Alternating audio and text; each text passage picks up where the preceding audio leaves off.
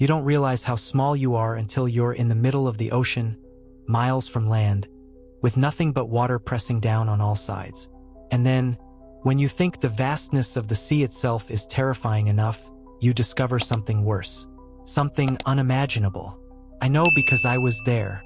I saw it. I barely made it back to tell this story, and sometimes I wish I hadn't. It all started with the Abyssal Vulture, a state-of-the-art deep-sea research submersible commissioned by the Atlantic Oceanic Exploration Project. I was part of the dive crew, marine biologist, diver, and occasional tech support for the unmanned drones we deployed on risky expeditions. Our mission was to map a section of the Puerto Rico Trench, the deepest part of the Atlantic Ocean, and an area that had been strangely quiet when surveyed in the past. I was joined by Dr. Marisol Vega, our geologist, and Neil Carter, an engineer and deep-sea veteran who could repair a hull breach with duct tape if it came to that. The dive started as expected. We descended slowly, the surface light dimming until it vanished completely, replaced by the eerie, otherworldly glow of bioluminescent creatures. But then the readings started going haywire. "Magnetometers off the charts," Marisol muttered, her eyes glued to the console. "Something down here is throwing off our instruments. Neil, are you seeing this?" Neil glanced over her shoulder. "Seismic activity? No, it's too localized, like a concentrated magnetic field. Never seen anything like it." The tension in the cabin grew as we went deeper, the water outside turning pitch black. My fingers itched with a mix of fear and curiosity. And then we saw it. At first, it looked like nothing more than a rocky outcrop. But as we moved closer, the outcrop took on a strange, unnatural shape. A jagged, circular opening sat at its center, pulsing faintly with a blue, almost organic light. It didn't look like a cave or a thermal vent. It looked deliberate. "What the hell is that?" Neil whispered. Marisol's voice trembled. "It looks like a portal." I snorted nervously. "A portal? Like, to another dimension?" Her response was dead serious. "I don't know, but it's not natural, and it's not supposed to be here." Curiosity got the better of us. It always does. Neil piloted the submersible closer, and the glowing aperture seemed to react to our presence, its pulsing intensifying. Against my better judgment, I deployed one of our drones to investigate. The moment the drone entered the portal, it vanished from our radar. "No signal," Neil muttered, frowning at the console. "It's like it disappeared into nothing." But then the feed came back, and what we saw chilled us to the bone. On the other side of the portal was a world that looked eerily like Earth, but wrong. The water was a murky, reddish hue, and the seabed was littered with the skeletal remains of massive creatures, their bones twisted and alien. Strange, predatory shapes moved in the distance, their eyes glowing faintly in the murk. "I don't like this," I said, my voice cracking. "We need to leave. Now." But Neil and Marisol didn't respond. They were transfixed, their eyes locked on the portal as if in a trance. That's when I felt it. Pressure not just on my body, but on my mind.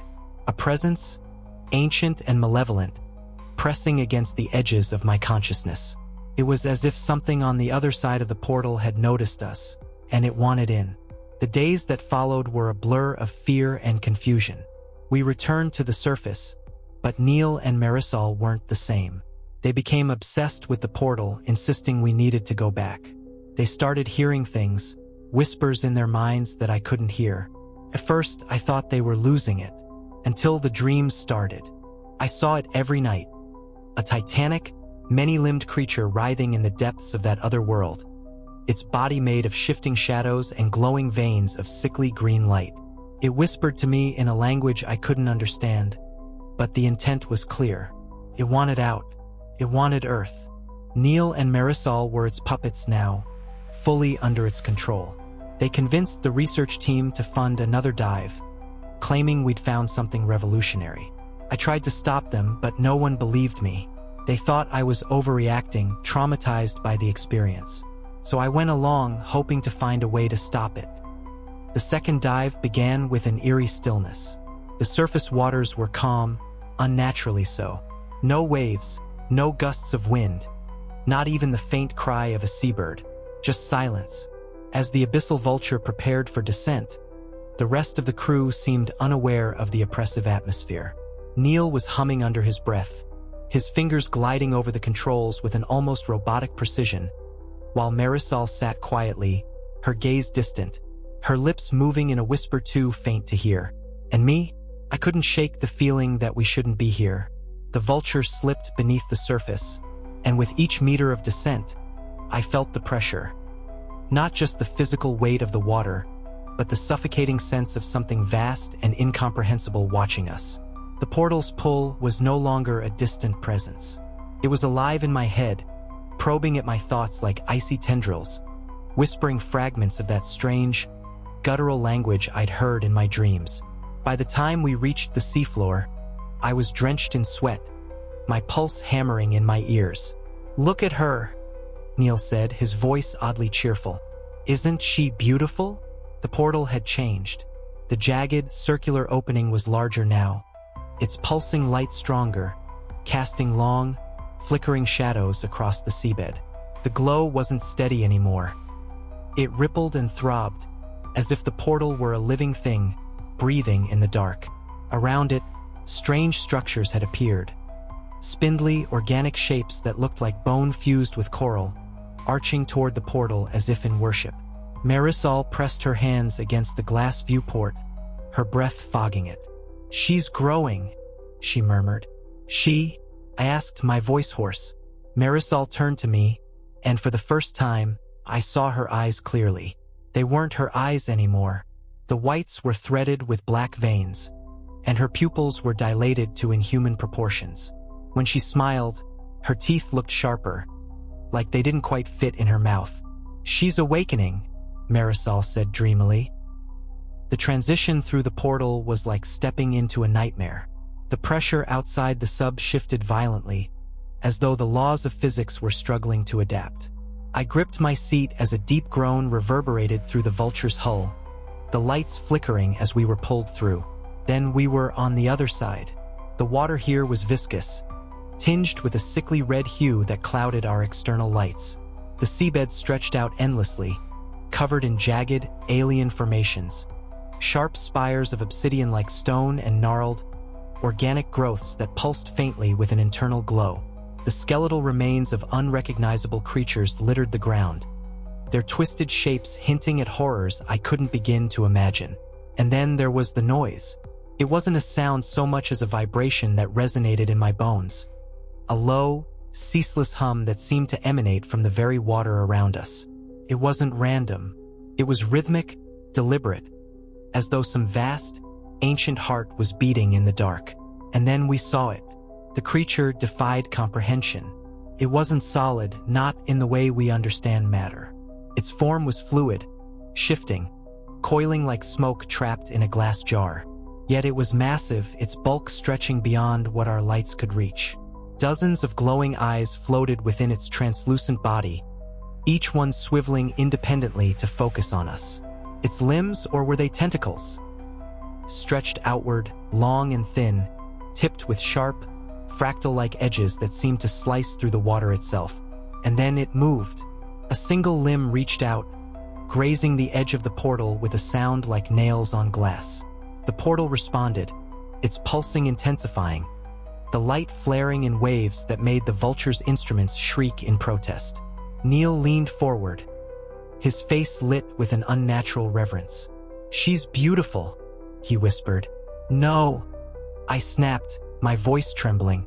"It's not beautiful. It's a monster." Neil turned to me slowly, his expression blank, his voice calm. "You don't understand. She's the beginning. She's the end. She's everything." Marisol began to chant then, the same guttural language I'd heard in my dreams. Her voice was low and melodic, but there was an edge to it, like the grinding of stone on bone. Neil joined her, their voices rising in perfect unison. I wanted to scream at them to stop, but I couldn't move. The portal was widening. The creature's limbs pushed through, first one, then another, their fractal edges writhing as they tore at the boundary between worlds. The light from the portal was blinding now, filling the cabin with a cold, unearthly glow. I felt the pressure in my mind again, stronger than before, as if the creature was inside my head, twisting my thoughts, breaking me down piece by piece. And then something cracked. It wasn't the submersible. It was me.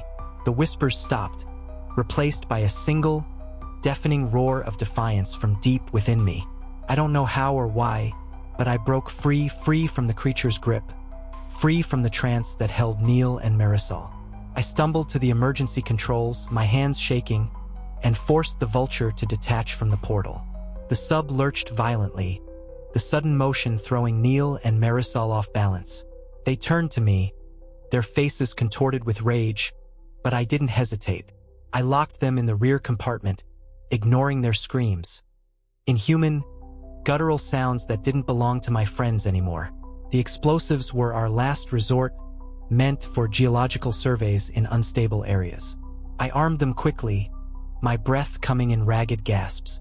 The creature's voice filled my mind again, louder, angrier. Promised me agony, eternal suffering, the destruction of everything I loved. I didn't care. I set the timer for 5 minutes, grabbed the emergency dive suit, and scrambled into the escape pod. As I sealed the hatch, I saw Neil and Marisol through the small viewport, their faces twisted with hatred, their hands clawing at the glass. "I'm sorry," I whispered. The explosion was deafening, even from the safety of the escape pod. A shockwave tore through the water, and the portal collapsed in on itself, the jagged structures around it crumbling into dust. For a moment, the water was lit with a brilliant blue light, and I thought I heard the creature scream, a sound that made my teeth ache and my vision blur. Then it was gone. When I surfaced, the sky was overcast, the horizon a gray, featureless void. The abyssal vulture was gone, along with Neil and Marisol. I was alone. I told the authorities it was an accident, a catastrophic failure of the subsystems during a routine dive. They believed me, but I could see the doubt in their eyes. I thought it was over, but now, months later, I'm not so sure. Late at night, when the world is quiet, I hear the faintest whispers at the edge of my thoughts.